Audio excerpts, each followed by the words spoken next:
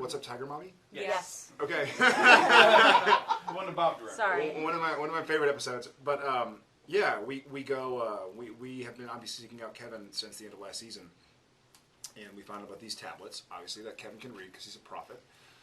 And Kevin, understandably, much like Dean and Sam were, is worried about his mother. And while Dean is very much like, hey, forget about it, we have some work to do, like, I'm sure she's fine, Kevin is resolute and saying, I got to check on her. And so we go to check on her and find out indeed she's been kind of compromised, and we have to save her before we get to try and regain possession of the tablet.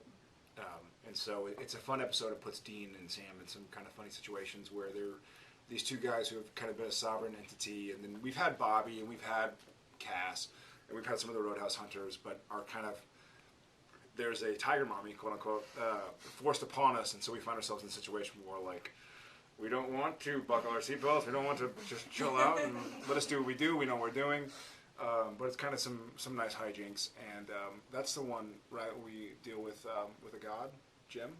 Yes. Where we deal with Plutus? I was listening. Are you watching the post-game show, or what's going on? Well, I didn't have money in Baltimore, so it was okay. Did you, on the spread? No. Either way, you did well.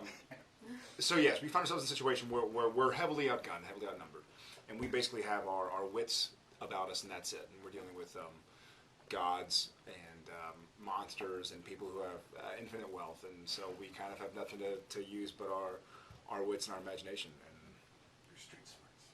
And we make it past that episode. We're still I was going to say, obviously.